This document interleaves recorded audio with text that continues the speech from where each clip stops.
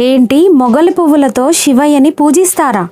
భారతదేశంలోనే ఎక్కడా లేని విధంగా మొగలి పువ్వులతో పూజించే ఏకైక ఆలయం ఎక్కడో మీకు తెలుసా? బ్రహ్మదేవుడే స్వయంగా ప్రతిష్ఠించిన మహిమాన్వితమైన క్షేత్రం ఎక్కడో తెలుసా? ఈ అమృతగుండంలో స్నానమాచరిస్తే ఎలాంటి చర్మ వ్యాధులైనా నయమవుతాయి. హాయ్ అండి, అందరికీ నమస్తే. Welcome back to my channel Yadadri family Vihari. మేము ఈ వన్ డే ట్రిప్లో భాగంగా బీదర్కి అయితే వచ్చామండి. బీదర్లో మొదటగా దర్శించుకున్న ప్రదేశం కేతకి సంగమేశ్వర స్వామి దేవాలయం. మరి ఈ కేతకి అంటే ఏంటంటే మొగలి పువ్వులతోని అసలు శివయ్యని పూజించరు. అసలు పూజకు పనికిరాని పువ్వు మొగలి పువ్వు అంటారు. కానీ ఈ కేతకి సంగమేశ్వర స్వామి దేవాలయంలో శివయ్యను కేవలం మొగలి పువ్వులతోనే ఇక్కడ పూజించడం జరుగుతుందండి. ఇది ఒక ప్రత్యేకమైన దేవాలయంగా చెప్పవచ్చు. అంతేకాకుండా ఈ ఆలయాన్ని దక్షిణ కాశీగా పిలుస్తారు. ఈ ఆలయంలో ఇంకొక ప్రత్యేకత ఏంటంటే అమృతగుండం. ఈ అమృతగుండానికి ఒక ప్రత్యేకత ఉండండి. ఈ గుండంలో నైవేద్యాన్ని సమర్పిస్తే అది డైరెక్ట్గా కాశీకి వెళ్ళి చేరుతుందంట. చాలా అద్భుతమైన మహిమలున్న దేవాలయం అండి. మనం ఇప్పుడు ఈ దేవాలయానికి అయితే వెళ్ళి ఆ శివయ్యని దర్శనం చేసుకుందాం. పదండి, వెళ్దాం. కేతకి వనంలో వెలిసిన ఈ కేతకి సంగమేశ్వర స్వామి దేవాలయం ఎక్కడో లేదండి. హైదరాబాద్కి 160 కిలోమీటర్ల దూరంలో సంగారెడ్డి జిల్లాలోని జరాసంగంలో ఉంది ఈ కేతకి సంగమేశ్వర స్వామి దేవాలయం. ఈరోజు మన వీడియోలో ఈ ఆలయం విశిష్టత, ఇక్కడి ఆసక్తికరమైన పురాణ గాథల గురించి పూర్తిగా తెలుసుకుందాం. ఈ వీడియోని ఎక్కడా స్కిప్ చేయకుండా చూడండి, లైక్ చేయండి, మా ఛానల్ని సబ్స్క్రైబ్ చేసుకోండి. అలాగే ఇంత విశిష్టమైన దేవాలయాన్ని మీ ఫ్రెండ్స్ అండ్ ఫ్యామిలీకి షేర్ చేయండి. ఫస్ట్ టైం మా ఛానల్ని చూస్తున్నట్లయితే తప్పకుండా సబ్స్క్రైబ్ చేసుకోండి. ఇక్కడ కనిపిస్తున్న కమాన్ నుంచి మనం లోపలికి కొద్దిగా వెళ్ళాల్సి ఉంటుందండి, మెయిన్ టెంపుల్ వరకు. పూర్వం ఈ ఆలయం ఉన్న ప్రదేశము మొత్తము కూడా కేతకి వనంగా ఉండేదంట. కేతకి వనంలోనే స్వయంభుగా వెలిసిన శివయ్య అండి. ఈ క్షేత్రాన్ని దర్శించడం చాలా అద్భుతంగా చెప్పవచ్చు.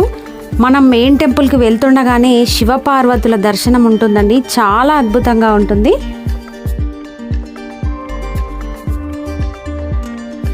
ఈ అద్భుత ఆలయానికి ఒక అద్భుతమైన చరిత్ర కూడా ఉందండి. ఆ చరిత్ర కూడా మనం తెలుసుకుందాము.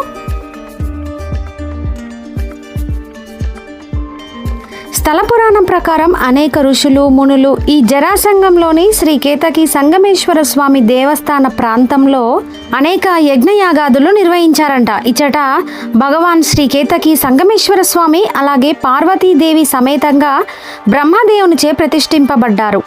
ఇచ్చట మొగలి వనంలో ప్రతిష్ఠింపబడినందున దీనికి శ్రీ కేతకి సంగమేశ్వర స్వామి దేవస్థానంగా ప్రసిద్ధి చెందింది. అయితే పూర్వం ఒకానొక సందర్భంలో అబద్ధం చెప్పినందుకు గాను శివుడు బ్రహ్మదేవుడిని మరియు మొగలి పువ్వుని అంటే కేతకి పుష్పాన్ని తన పూజకు పనికి రాకుండా శపించాడు. ఆ శాప విముక్తి కోసం బ్రహ్మదేవుడు ఇక్కడ కేతకి వనంలో అంటే మొగలి వనంలో స్వామివారిని ప్రతిష్ఠించి పవిత్ర నదీ జలాలతో అభిషేకించాడు. బ్రహ్మదేవుని ప్రార్థనలు మన్నించి బోలాశంకరుడు ఈ క్షేత్రంలో మాత్రం నేను కేతకి పుష్ప పూజలను స్వీకరిస్తాను అని వరమిచ్చాడంట. అందువల్లే ఈ స్వామికి కేతకి సంగమేశ్వరుడు అనే పేరు వచ్చింది. భారతదేశంలోనే ఎక్కడా లేని విధంగా ఇక్కడ ఉన్న శివయ్యకు కేతకి పుష్పాన్ని అంటే మొగలి పువ్వులతో పూజిస్తారండి. ఎంతో అద్భుతమైన క్షేత్రం ఈ కేతకి సంగమేశ్వర స్వామి క్షేత్రం. ఈ క్షేత్రంలో అమ్మవారిని మరియు శివయ్యని దర్శించుకోవచ్చు. ఇద్దరు ఒకే దగ్గర ఉండడం వలన ఈ క్షేత్రాన్ని సంగమేశ్వర క్షేత్రం అని అంటారు.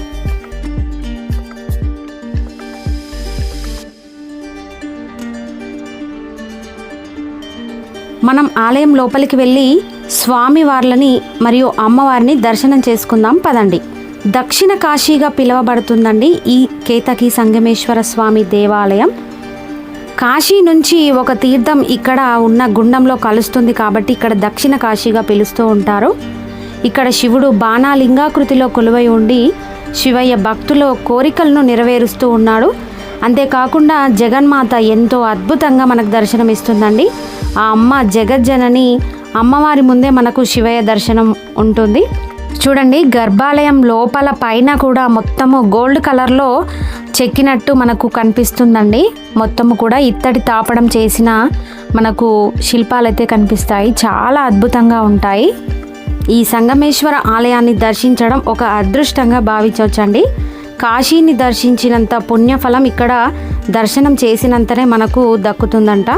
చాలా అద్భుతం. వారణాసికి ఎవరైతే వెళ్ళలేని వారు ఉంటారో ఇక్కడ జరాసంగం శ్రీ కేతకి సంగమేశ్వర స్వామి వారి ఆలయాన్ని సందర్శించి దర్శనం చేసుకోవచ్చండి.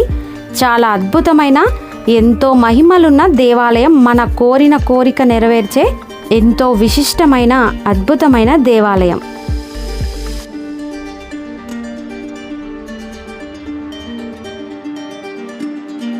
అయితే ఈ క్షేత్రం జరాసంగంలో ఉంది. జరాసంగం అనే పేరు రావడానికి కూడా ఒక కారణం ఉంది.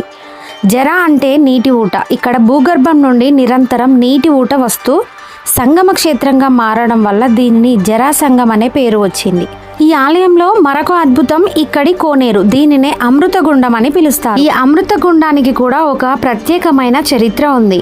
పూర్వం కృతయుగంలో కుపేంద్ర భూపతి అనే మహారాజు భయంకరమైన చర్మ వ్యాధి పీడితుడై అనేక పుణ్యక్షేత్రములు సందర్శించాడంట. అయినా అతని వ్యాధి తగ్గలేదు. ఒకరోజు శ్రీ కేతకీ వనంలో భయంకర జంతువును వేటాడుతూ దాహం వేసిందంట. నీళ్ల కొరకు వెతుకుతూ జలధారలు గల ఈ గుండంలోనికి దిగి నీటిని త్రాగి స్నానమాచరించి తన రాజ్యమునకు తిరిగి వెళ్ళిపోయాడంట.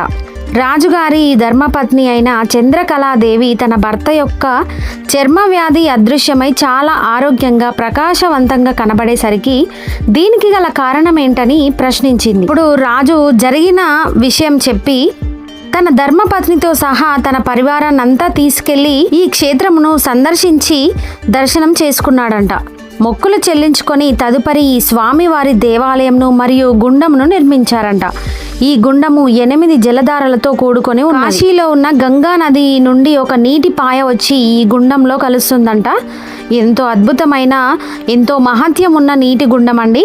ఈ అమృత గుండంలో స్నానం ఆచరిస్తే దీర్ఘకాలిక చర్మ వ్యాధులు నయమవుతాయంట. భక్తులు ఆరోగ్యవంతులుగా తయారవుతారని భక్తుల యొక్క విశ్వాసం. ఈ గుండానికి ఒక ప్రత్యేకత ఉందండి. ఈ గుండంలో నుంచి వచ్చే ఒక పాయ ద్వారా మనకు నీళ్లు వస్తుంటాయి. ఆ పాయని కొంచెం నీటిని జరిపి నైవేద్యాన్ని సమర్పిస్తే ఆ నైవేద్యం కాశీకి వెళ్తుందని భక్తులు నమ్ముతూ ఉంటారు. ఈ పుణ్యక్షేత్ర దర్శనం గురించి భక్తులు అధిక సంఖ్యలో దూర ప్రాంతాల నుండి వస్తూ ఉంటారు. ఇదొక ప్రత్యేకమైన విషయం చెప్పవచ్చు.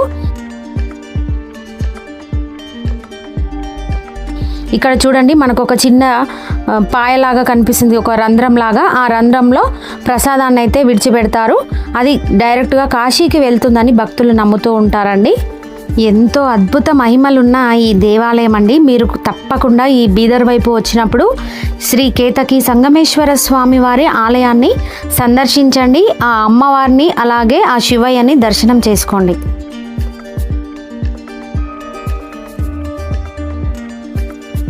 ఇక్కడ ప్రతి ఏటా మహాశివరాత్రి ఉత్సవాలు ఎంతో వైభవంగా జరుగుతాయండి. తెలంగాణ, కర్ణాటక, మహారాష్ట్రాల నుంచి లక్షలాది మంది భక్తులు తరలివచ్చి స్వామివారిని దర్శించుకుంటారు. శివరాత్రి పర్వదినాన స్వామివారికి జరిగే రథోత్సవం కన్నుల పండగగా ఉంటుంది.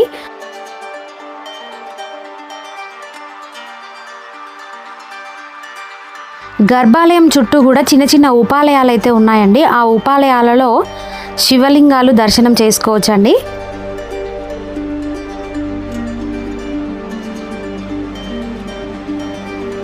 ఈ ఆలయంలో ఒక ప్రత్యేకమైన విషయం కనిపిస్తుందండి. గర్భాలయంలో ఉన్న శివపార్వతులతో పాటు కోనేరు చుట్టూ కూడా మనం ప్రదక్షిణ చేయవచ్చు. ఇలా ప్రదక్షిణ చేసి కోనేటిలో స్నానం ఆచరించి స్వామివార్లను దర్శనం చేసుకుంటారండి. ఎంతో అద్భుతమైన క్షేత్రము. ఈ క్షేత్రం బయట వైపున కొన్ని షాప్స్ అయితే ఉన్నాయి. పూజకు సంబంధించిన కొన్ని వస్తువులను ఇక్కడ కొనుక్కోవచ్చండి. అలాగే ఆలయం పక్కన మనకు ఒక చిన్న ఈ మండపం ముందు నంది విగ్రహం, అలాగే వినాయక విగ్రహం, జంట నాగుల విగ్రహాలు అయితే కనిపిస్తాయి. ఇంకొక ప్రత్యేకమైన విషయం ఏంటంటే ఈ ఆలయ ప్రాంగణంలో ప్రతి సంవత్సరం శివరాత్రి సందర్భంగా అగ్నిగుండాలు తొక్కుతారంట అండి. ఈ ఆలయ ప్రాంగణంలో చాలా నంది విగ్రహాలు అయితే మాకు కనిపించాయండి. ఇక్కడ కనిపిస్తున్న నంది మండపంలో కూడా 2 నంది విగ్రహాలు అయితే మనకు కనిపిస్తాయి. ఆ నంది కొమ్ముల నుంచి ఆ మెయిన్ టెంపుల్ని అయితే మనం చూడవచ్చండి. చాలా పురాతనమైన నంది విగ్రహాలు. ఈ నంది విగ్రహాలు ఉన్న మండపం కూడా చాలా పురాతనమైనదిగా మనకు తెలుస్తుందండి. ఇక్కడ శివరాత్రి ఉత్సవాలలో ఇక్కడ పూజలు అనేవి నిర్వహిస్తూ ఉంటారు. చూశారు కదా, ఎన్నో రకాల పాపాలను రోగాలను హరించే జరాసంగం కేతకి సంగమేశ్వర స్వామి క్షేత్ర విశేషాలు. మీరు కూడా వీలు చూసుకొని ఈ పవిత్ర పుణ్యక్షేత్రాన్ని తప్పకుండా దర్శించుకోండి. ఈ కేతకి సంగమేశ్వర స్వామి వారి మరియు ఆ అమ్మవారి ఆశీస్సులు మనందరికీ ఉండాలని కోరుకుంటూ ఈ వీడియో నచ్చితే ఒక్క లైక్ చేయండి. మా ఛానల్ని సబ్స్క్రైబ్ చేసుకోండి. మీ ఫ్రెండ్స్ అండ్ ఫ్యామిలీకి షేర్ చేయండి. ఓం నమః శివాయ.